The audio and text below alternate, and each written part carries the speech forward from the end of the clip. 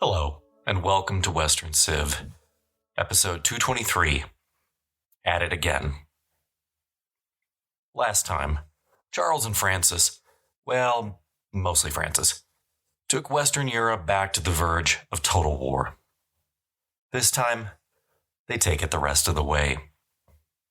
While Charles and Francis deal with one another, Henry does his best to keep his house in order. He will finally get his much-longed-for son, but it will cost him. Henry continues to deal with the uncertainty that comes with a Henry-led Reformation. With a theologian in place, places like Wittenberg and Geneva at least got consistency. England, on the other hand, got none.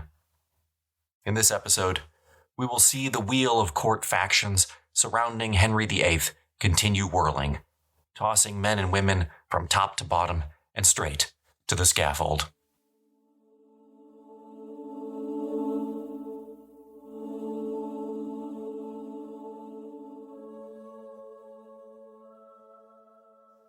While Francis liked to view himself as the commander-in-chief of the French army, it was becoming increasingly clear to the 42-year-old king that he no longer possessed the vigor of youth.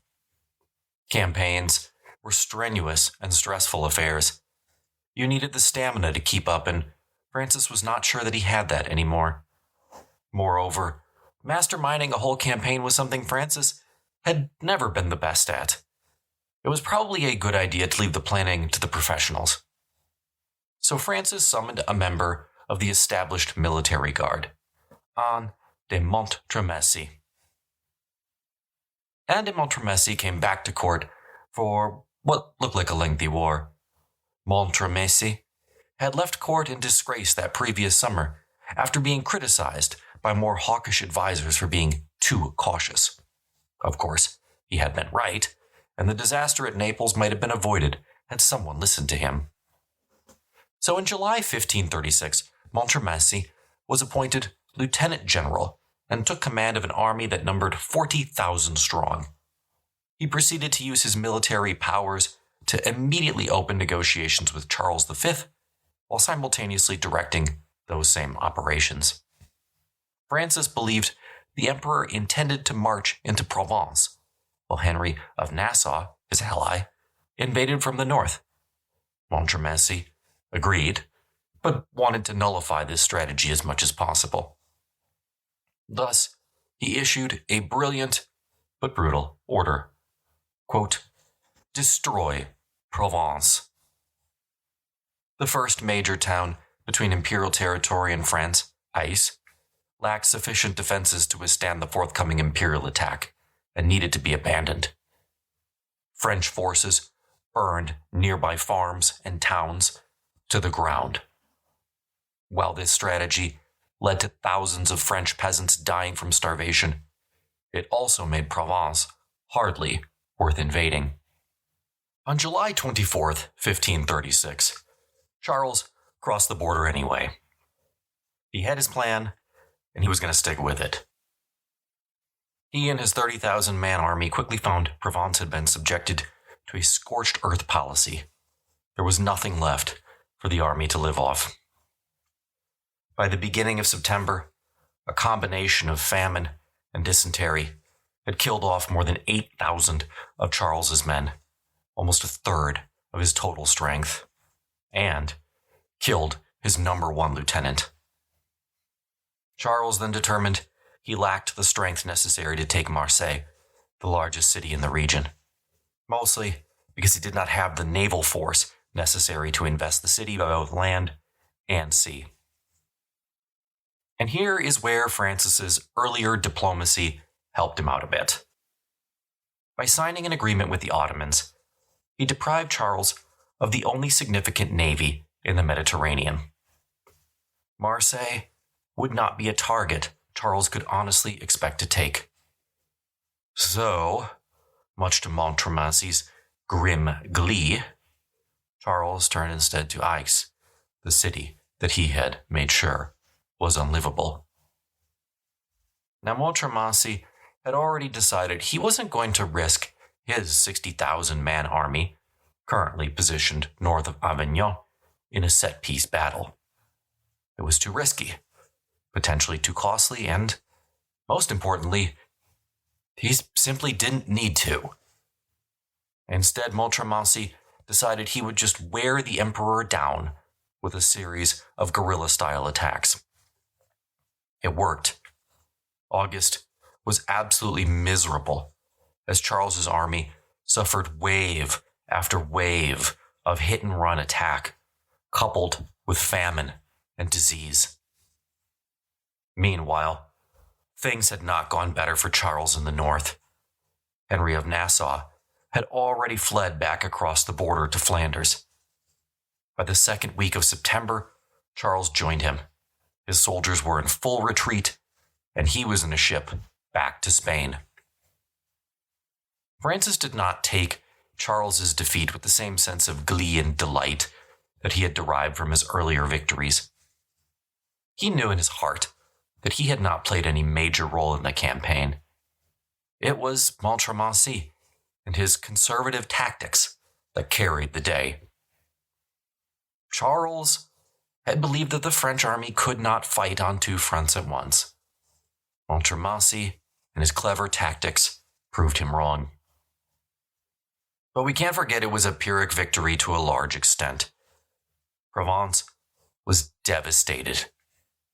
Plus, back in February 1536, when Francis's invasion of Savoy kicked all this off, the French government had about 1,000,000 livres in reserve. By the end of the year, 1536, the war had cost them all of it, and then some. In the early modern period, this is a theme I'll come back to again and again, war really wasn't a good business decision. As a result, Francis couldn't follow up on his victory. There were not enough men to pursue the retreating imperial army. A quarter of the 60,000-man army were mercenaries, and Francis had to borrow from the Bank of Lyons to ensure they did not run amok and destroy Marseille, just as Charles's troops had done to Rome. Charles returned to a Castile that was very different from when he first assumed the throne. After the Comunero revolt, Spain in general had experienced dizzying social and economic changes. Wealth from the Americas was almost literally pouring in. People were leaving the countryside in droves for new economic opportunities, both overseas and in the burgeoning cities. Private debt soared as Mexican silver and gold dramatically drove the existing precious metal value down. Inflation increased dramatically. This all did lead to one very important and beneficial change in Spanish society. Previously, the great lords of the realm had paid for and kept large private armies, which they used to settle disputes with their neighbors. These were now prohibitively expensive. Plus, Charles and Isabella had proven themselves to be just and capable monarchs. So more and more of the Spanish nobility were putting their faith in the law rather than force of arms. Charles, after the Comunero revolt, had taken seriously the need to reform the judiciary. He appointed judges now based on their merit, rather than their familial connections. Within a few years, almost all Castilian society turned to the law to settle their disputes. No one was excluded from the system, and I do mean no one. The crown even allotted and then provided funds for indigent persons to sue when needed. The vast majority of plaintiffs and defendants, however, were people of means. Rich peasants, tradesmen, innkeepers, shopkeepers, and other owners of property. In other words, people who, if you sued them and won, could actually pay out. Plus, these people had a strong sense of their own honor and position in society, which they would defend just as strongly as they would their homes and farms. Large aristocratic families went from being leaders of private armies to being the heads of massive corporations, employing scores of lawyers where they previously paid mercenaries. Now, there were three categories of lawyer in Spain at this time: the solicitadores, the procuradores, and the abogados. The solicitadores were a mixed group that functioned more like paralegals than actual attorneys. These were untrained men who practiced law on the side. They knew who to bribe and how much to bribe them. The good ones could be masters at manipulating the system.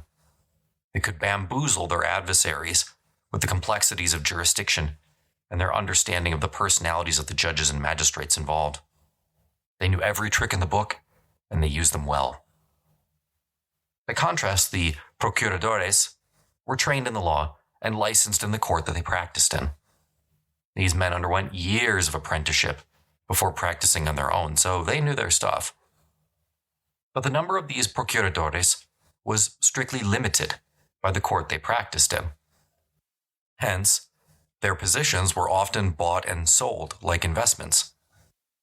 Frankly, the reason for the proliferation of the solicitadores was probably because of the limited number of procuradores, and that limited number of men could not keep up with the volume of work required. The abogados were the top of the pyramid. These were your university-trained lawyers who could advise you on the merits of your case and argue before the highest court of the land. These men were absolutely the hired guns of a post-medieval Europe. The system itself moved slowly, sometimes excruciatingly so, as litigants and their advisors took advantage of any number of different delay tactics. Most minor courts resolved cases within a year. Appeals, though, could take 3 years or more. In an extreme example, the case City of Toledo versus the Counts of Belcazar lasted 130 years. This case generated a whopping 34,000 pages of transcripts. The case between Columbus's descendants and the crown took even longer. That started in 1504 and did not resolve until the 18th century. Now, the sheer rate of litigation had also vastly increased. In 1520, the court of Valladolid issued 550 writs of judgment. By 1540, that number had reached 800 and jumped to 1,400 by 1580. Now, by way of a comparison, in 1970, the U.S. Federal Courts of Appeal docketed some 11,662 cases, where the population was about 200 million. By contrast, the Valladolid courts docketed 10,000 cases in 1580, when the entire population of Spain was only 4 million. Still, despite the complaints of those who found themselves pulled into the legal system, which is never fun in any era, the system was a marked improvement over the chaos of the medieval period. To a large extent, the Spanish could thank Charles for this. And this is all really relevant to Charles for one big reason: the New World. Remember, of our 3 key monarchs, Henry VIII, Francis I, and Charles, only Charles really has to deal with the ins and outs of the New World, because only Charles, at this point, has an overseas empire. It was not long before certain Spanish thinkers began to reason that all of this legal logic should be applied to the New World. Specifically, they began to argue that the indigenous peoples of the New World, if living in New Spain, had to be Spanish subjects. They simply had to be. There was no other classification. And that meant they were entitled to rights and protections. So enter stage left Bartolomé de las Casas, a man we talked about 4 episodes or so ago. Recall, Las Casas had sailed with Columbus and witnessed firsthand the brutality to which the indigenous peoples of the New World were subjected. Now, he would be their legal champion.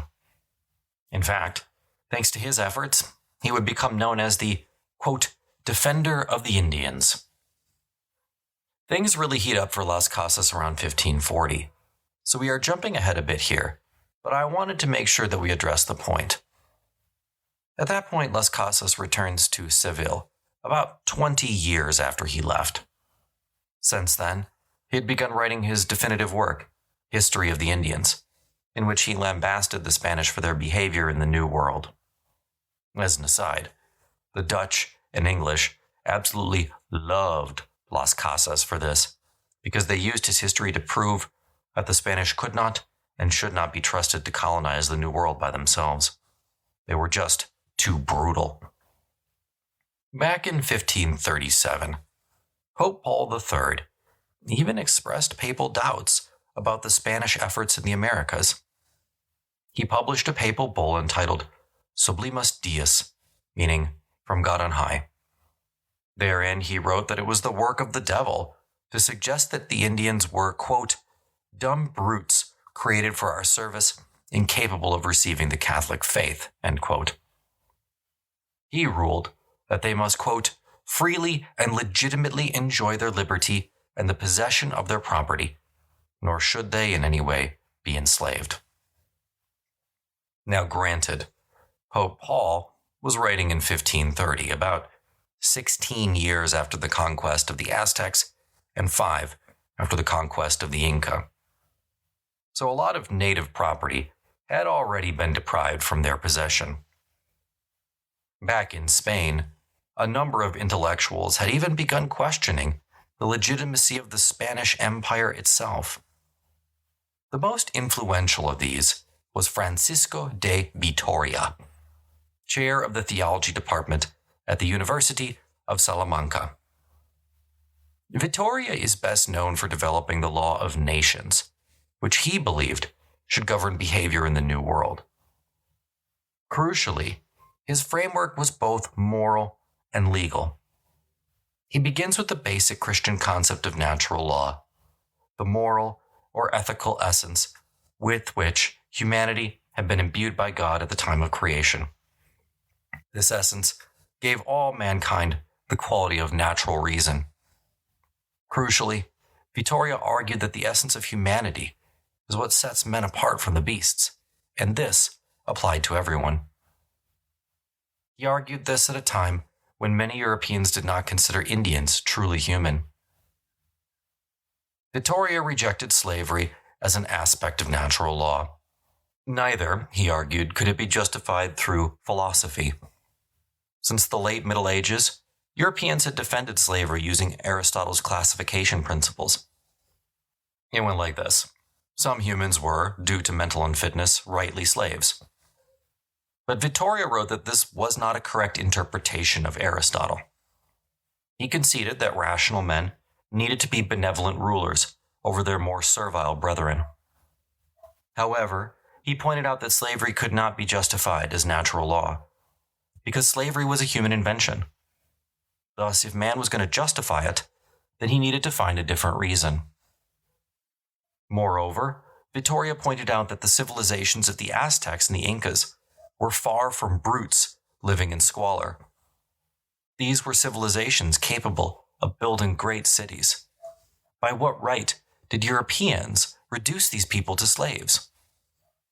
Europeans could wage war, as St. Augustine himself said, but only if in defense of or against tyrants, who would impose evil customs on their subjects. In terms of the rules of war, Vitoria created rules that were still being cited right up to World War I. By November 1542, Las Casas was leading a council of the Indies and drafting draconian new legislation designed to pump the brakes on how the Spanish were conducting themselves in the New World. Charles signed these New Law of Burgos that same month. The New Law of Burgos provided that no Indian could be reduced to enslavement under any pretext. There would be no new encomiendas. Moreover, any current encomienda owners had to prove that they were legally entitled to their Indian vassals. If they could not, then they would revert to the crown. At the same time, Charles signed into law a whole raft of legislation designed to enforce his new laws. Now, it should go without saying, unfortunately, that the Spanish colonists in the New World reacted to these new laws with fury. They had no intention of harvesting their own crops or mining their own precious metals. So by no means did the new law of Burgess resolve the issue. In 1552, Las Casas published his most read work, a brief account of the destruction of the Indies. Protestant countries loved this work because, as I mentioned, it painted Spanish Catholic colonialism in the worst possible light and justified, in their minds, wrenching the New World from Spanish control. Las Casas, for his part, continued to publish and preach until his death in 1566, never giving up on his cause of native rights. In 1572, then King Philip II would issue new ordinances of discovery. These, as we'll see, in pure Philip fashion, set down in minute precision exactly how the Spanish settlers should approach the Native Americans. They also made it a crime to carry out any new voyages of discovery without royal license. But that takes us a bit too far ahead.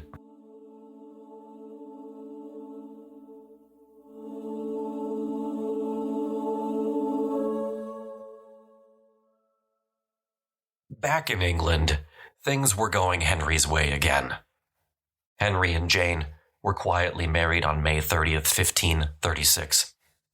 At 45, the average age of male life expectancy in Tudor England, Henry still boasted an impressive physique.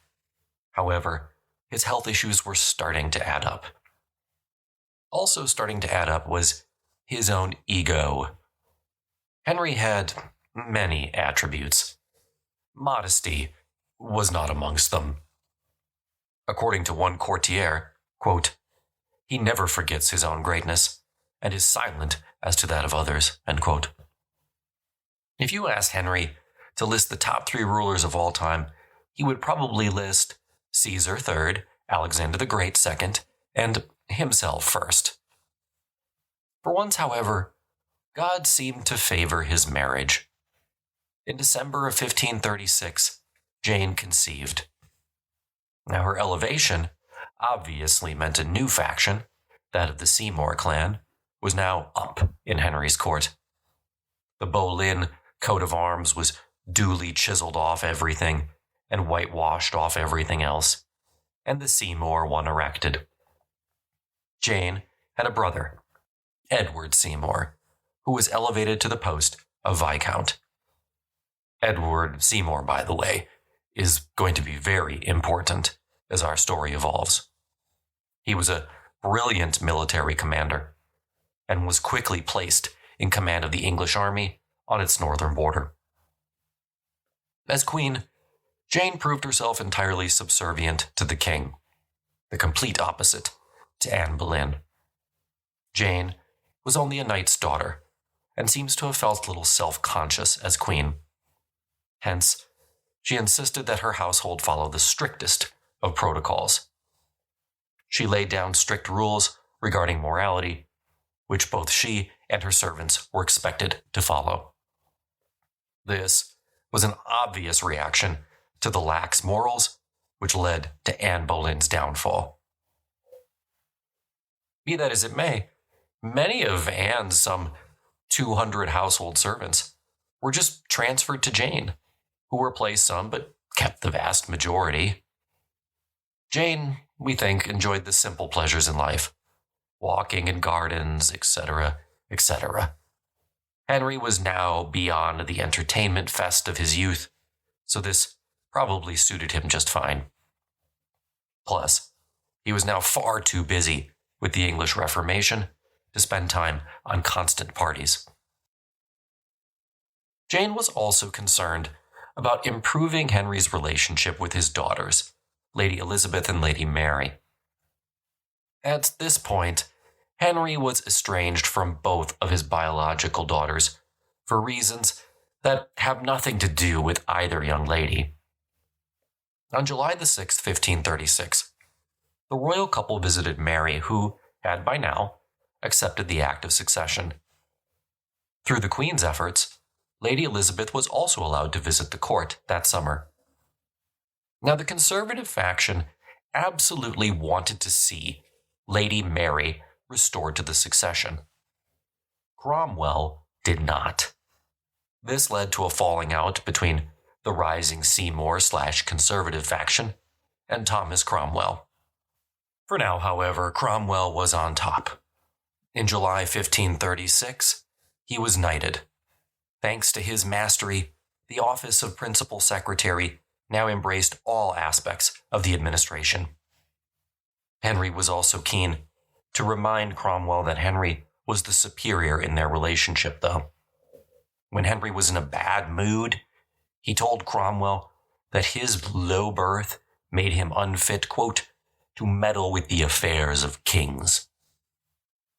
Henry also occasionally lashed out at Gardiner, who, for his part, resented Cromwell's interference in ecclesiastical affairs.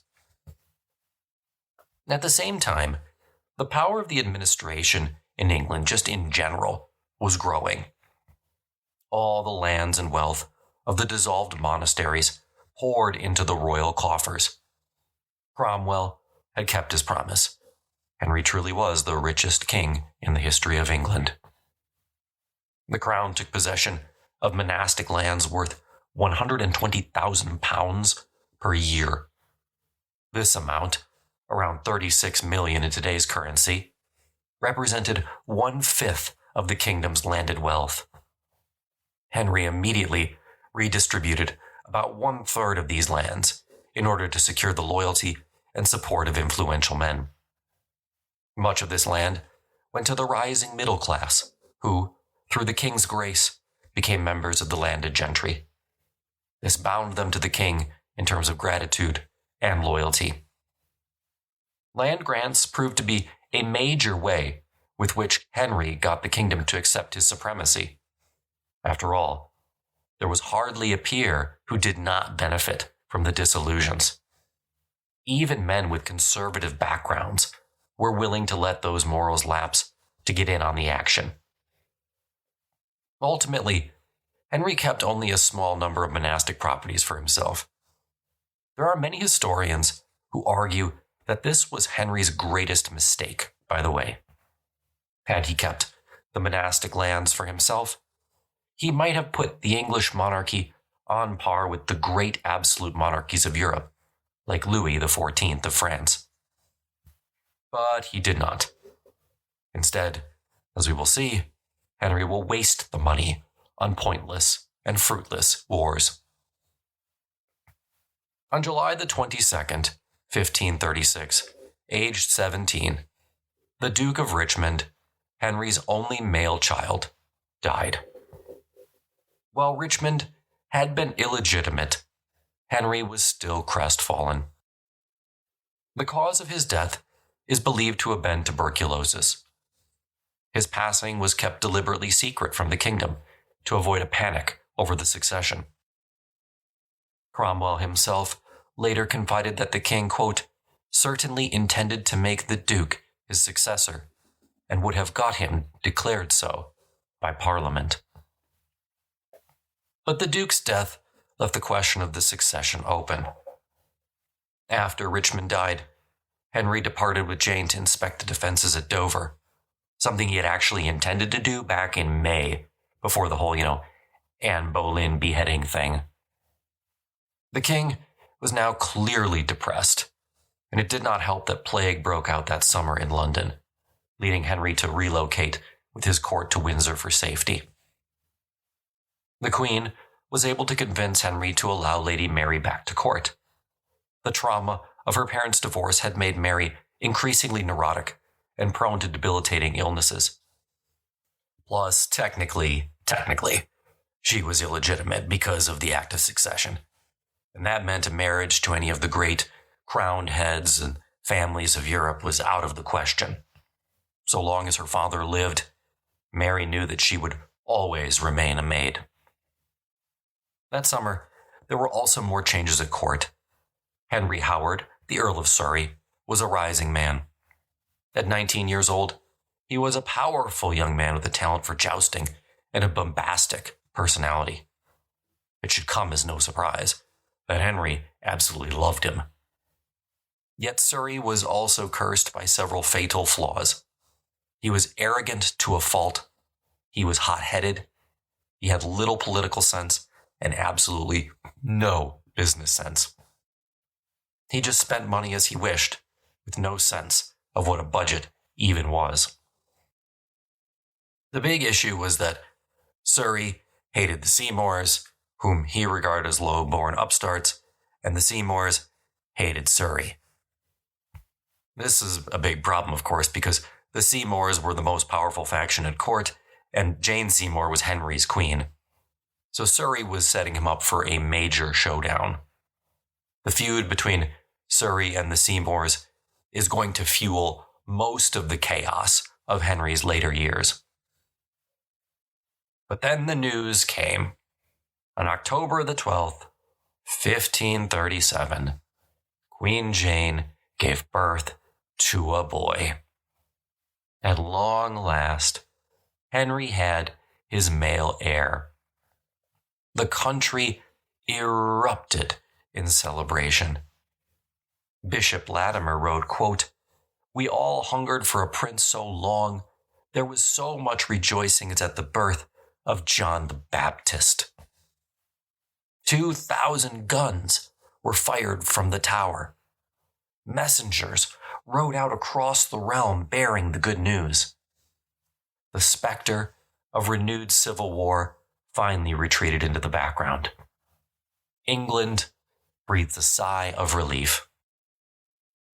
On Sunday, October the 15th, the prince was christened Edward, and 3 days later, formally proclaimed the Prince of Wales heir to the throne of England. Then disaster struck. Before her son was many days old, Queen Jane contracted puerperal fever, a fever that lasts more than 24 hours within the first 10 days after giving birth. It's usually the result of an infection, and in Jane's case, was almost certainly caused by the unhygienic obstetric methods employed during the delivery. On October 24th, she passed. Henry had observed only perfunctory mourning for his 2 previous wives, but the court kicked it into high gear this time. Mourning orders were issued to everyone at court and everyone in the royal household. Jane's obsequies lasted a full 3 weeks. Court mourning lasted 3 months. Finally, after Candlemas Day, February the 3rd, 1538, the king and everyone at court were allowed to don normal clothing again. While all of this was going on, religious issues in England continued apace. Back in Rome, Pope Paul III made Reginald Pole, Henry's cousin, a cardinal in December of 1536. The real plan was to send him secretly to England to join the Pilgrimage of Grace and denounce Henry. But the Pope acted way too slowly, as it seems like they always do at this point, for any of this to work. In late March 1537, Pope Paul gave Cardinal Pole a papal bull extending crusading benefits, including an absolute indulgence, to anyone who joined in the uprising. It could have been a game changer. But by that point, the Pilgrimage of Grace was over. Aske was already on his way to London to get himself hanged. For the Papists, this was probably their best chance to turn the Reformation in England around, and the Pope, he just totally blew it. With the Conservatives defeated, Cranmer and Cromwell sought to press their advantage. One major misstep continued to be the lack of an approved English Bible. Technically, The 1536 Act of Faith required every parish to have a vernacular Bible. But even still, in mid-1537, a year later, the king had not approved one. Hence, there was no way for local parishes to comply with the order. So in the summer of 1537, the printers in Antwerp finished producing Tyndale's English Bible. Reformist financiers arranged for the edition to be completed and imported to England, where copies were sent to Cromwell and Cranmer. During the second week of August, Cromwell showed the king his Matthew Bible. They called it the Matthew Bible because, remember, Henry had already decreed that the Tyndale Bible was garbage, so they had to actually swap the name, and as a result obtained authorization for a Bible that Henry had previously rejected to be sold throughout the realm. England finally had an English Bible. Cranmer went on record saying that this gave him more pleasure than, quote, "if you had given me £1,000. But the Bible was far from the only issue in England's church at the time. The most pressing concern was what to do about religious icons. Now, in private, it seemed as though Henry preferred the old ideas over the new ones. But he was never consistent in his doctrine. To get to the heart of the icon matter, Cromwell still had to finish off the remaining monasteries.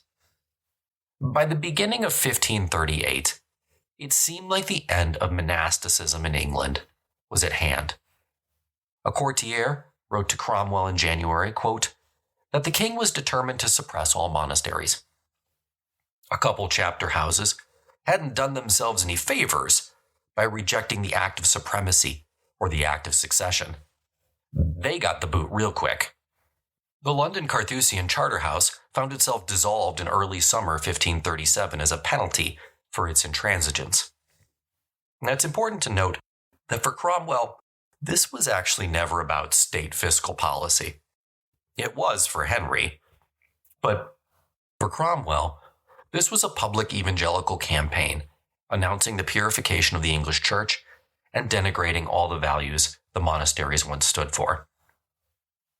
The monasteries had seduced layfolk from the true faith of Christ, quote, stirring them with all persuasions, engines, and policy to dead images and counterfeit relics, end quote. The people had been deceived. It was not their fault, but they had been duped. This was the message that Henry and his ministers wanted the kingdom to learn. With the monasteries gone, the summer of 1538 saw open season on relics. London was the heart of the campaign, where every prominent crucifix that could be found was systematically removed. For the citizens of London, these highly visible spectacles of purification were interspersed with executions of politically treasonous subjects. Henry was now the head of the Church of England, so if you preached against him or his policies, it wasn't just sacrilegious anymore. It was treason. In February 1538, a prominent Irish priest and English priest were both put to death, quote, for seditious words against the king's majesty. England was not open for religious debate. The principal reason these men were put to death was because they would not give up their opinion that the Catholic Church in Rome was the rightful head of the church in all of Europe. This was the logic of royal supremacy as religious dogma. It was the beginning of all-out theological war in England, and it wasn't going to end anytime soon. It is easy to see this theological crackdown as the inevitable conclusion of the melding of church and state in England. But I should point out that cracking down on all papists as traitors was a path fraught with peril for England and for Henry. The other great powers of Europe, Charles and Francis, remained loyal to Rome. Henry risked giving both great offense if he just went ahead and declared anyone still loyal to Rome a traitor.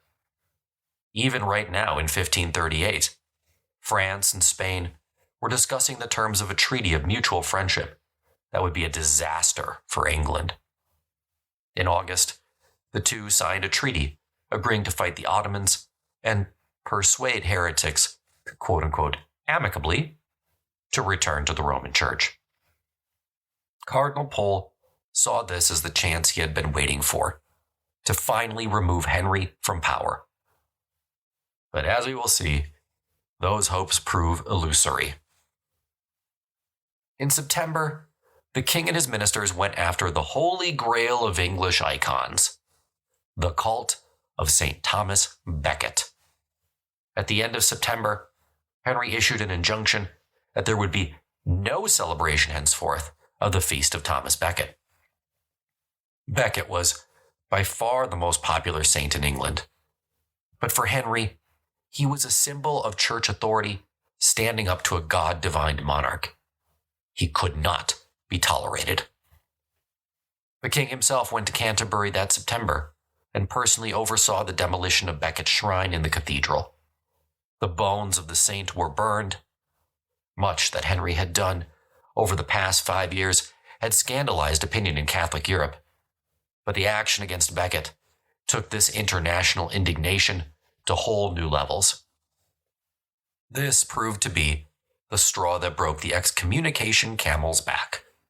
In September 1538, about 2 months after Henry took down Thomas Becket, the Pope finally issued the excommunication order that had sat dormant since August 1535.